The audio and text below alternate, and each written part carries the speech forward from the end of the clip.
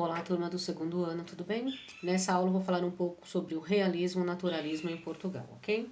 Então, na segunda metade do século XIX, o mundo passava por uma transformação social, política, econômica e cultural. E foi também nesse período, que surgiram aí os grandes avanços científicos, onde a ciência passou a ser a forma de explicar o mundo e seus fenômenos. Os métodos científicos de observação e pesquisa influenciaram o pensamento do ser humano que vivia neste período e que buscava no conhecimento científico e racional as respostas e explicações para os seus problemas. E esse modo de pensar se refletiu em todos os aspectos da sociedade, inclusive na filosofia e na arte. E com base nesses métodos científicos, alguns filósofos aí desenvolveram teorias que influenciaram diretamente na literatura da época. Então vamos conhecer alguns deles.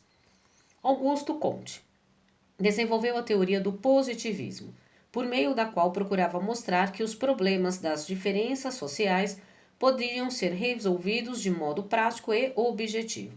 Então, para ele, todos os problemas podiam ser explicados e resolvidos a partir da observação dos fatos, e todos esses fatos teriam uma explicação lógica.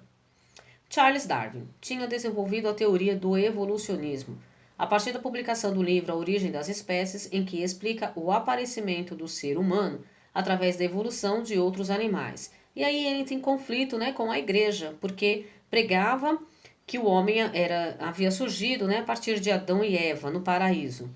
Darwin também defendia a ideia de que em qualquer sociedade só os mais fortes eram capazes de sobreviver e se desenvolver. Hipólito Adolfo Taine desenvolveu a teoria do determinismo, na qual explica que o ser humano é guiado, determinado pelas heranças físicas e sociais, isto é, o homem é resultado da raça e do meio ambiente em que vive. Karl Marx, juntamente com o alemão Friedrich Engels, publicaram o Manifesto Comunista e desenvolveram a teoria do socialismo.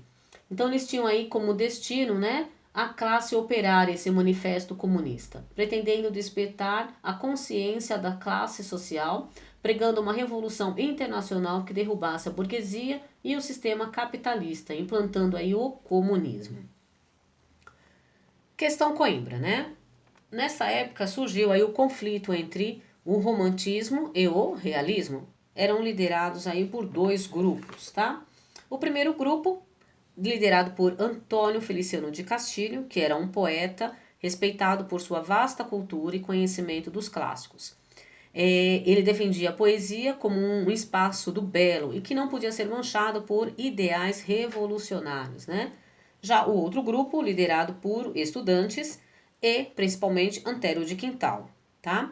Eles alegavam a falsidade que continha na literatura romântica e propunham aí uma transformação artística, cultural, política e econômica.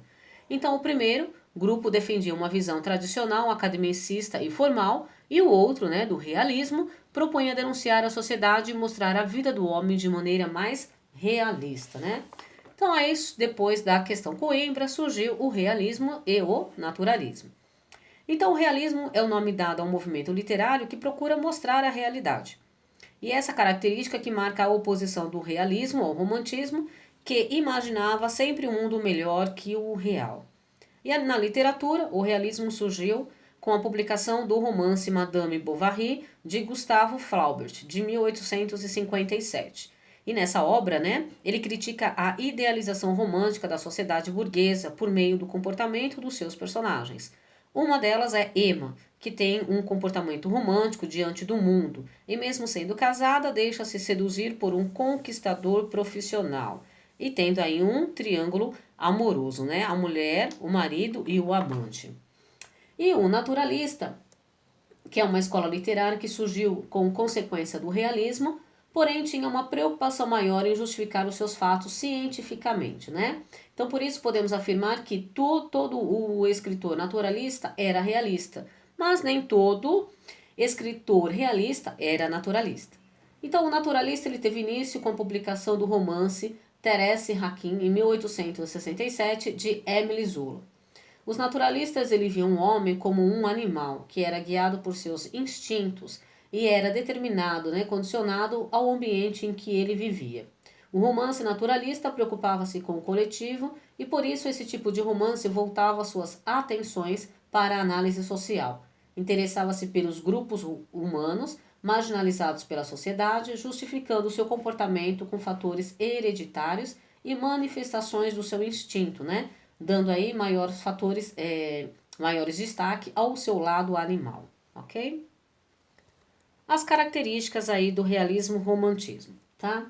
Objetividade. Então ele teria aí uma linguagem clara e direta, dando ao texto aparências quase documental. Universalismo. Utilizava aí temas que tratavam de aspectos coletivos, sociais, que discutiam assuntos de caráter social, pois o individualismo era criticado. Clareza de linguagem é uma linguagem clara, né, direta e objetiva. Materialismo. Cada ação, cada fato era justificado de modo racional e concreto, né? Sem a interferência aí do homem, aliás, de Deus. Contenção emocional, críticas à sociedade burguesa, o antropocentrismo, né? O homem aí como centro de tudo. Descritivismo, lentidão na narrativa, que era um ritmo lento, né? Com um foco da construção da realidade social. E a impessoalidade do narrador. Principais autores aí da época. Então vamos falar um pouquinho. Antero de Quintal, como nós já vimos, ele participou aí da questão Coimbra, né? Foi um dos líderes, né, dessa questão Coimbra. Então ele nasceu em Ponta Delgada, em Portugal, no dia 18 de abril de 1842. Descendente de família nobre, ele era filho de Fernando de Quintal e Ana Guilhermina da Maia. Ele passou sua infância e cursou os estudos primários e secundários na sua terra natal, na capital da ilha de São Miguel. Com 16 anos já ingressou em Direito e foi estudar em Coimbra, onde se destacou com o seu brilhantismo, né? Porque ele era muito inteligente em várias questões. Interessado por filosofia, política e literatura, aos 20 anos publicou seus primeiros sonetos intitulados como Sonetos de Antero. E juntamente aí com outros poetas, né, portugueses como Camões e Bocage, formou a tríade dos maiores sonetistas portugueses. Viajou pela França, Estados Unidos e Canadá, mas passou a maior parte da sua vida na sua terra natal, né, se dedicando aí à literatura e às questões políticas. Durante a sua estadia em Coimbra, suas ideias socialistas começaram a desabrochar, graduando-se em 1864.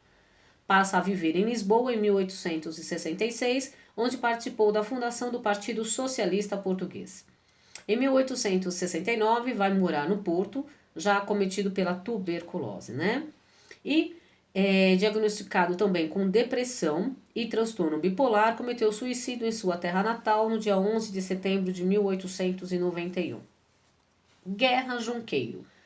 Na verdade, o seu nome é Abílio Manuel Guerra Junqueiro, né? Foi um poeta, prosador, jornalista e político português.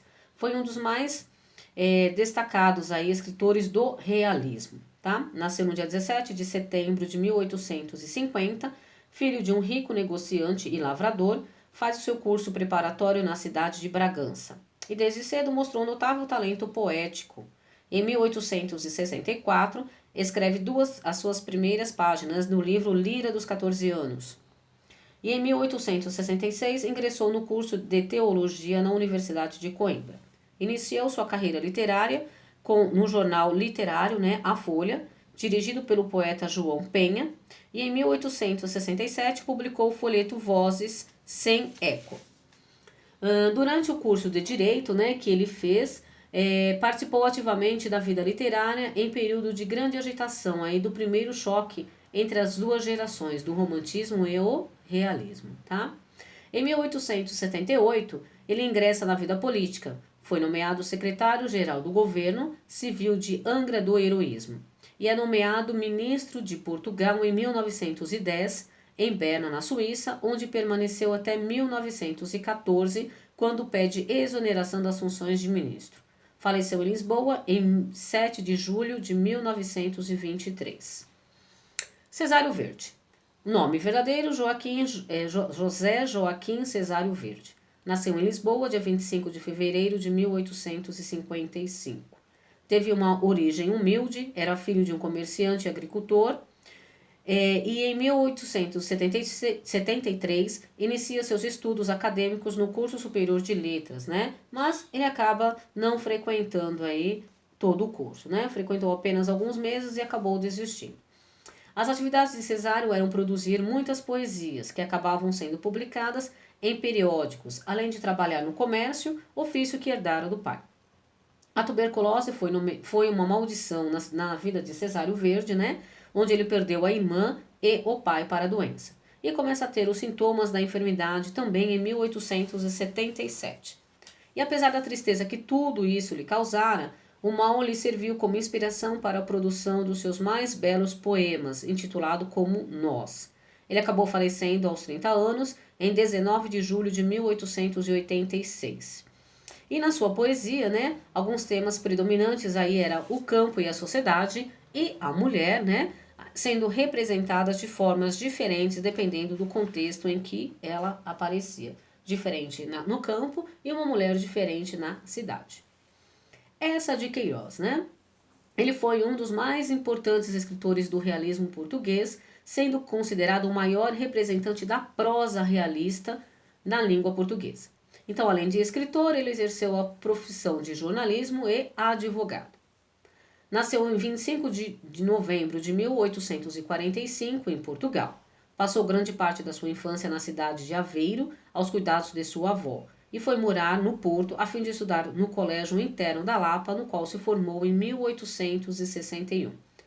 Seguiu os passos do seu pai, né, magistrado e par do reino, e foi estudar Direito na Universidade de Coimbra, graduando-se em 1866. Chegou a exercer a profissão de advogado, mas mais tarde ele foi jornalista na cidade de Lisboa. Foi um inovador da prosa realista portuguesa ao criar novas formas de linguagem, neologismo e mudanças na síntese. Recebeu grande influência literária do escritor francês Gustave Flaubert, que é o autor, né, de Madame Bovary, e se afastando aí dos modelos clássicos. As suas obras abordavam temas simples e do cotidiano, as quais estavam permeando aí a ironia, o humor e de vez em quando o pessimismo e a crítica social. No início do romantismo, aliás, do realismo, né, em Portugal, a sua obra mais famosa, vamos dizer assim, a publicação do seu romance O Crime do Padre Amaro, em 1875. E outra obra também conhecida aí essa de Queiroz, O Prêmio Basílio, publicado em 1878. Ok?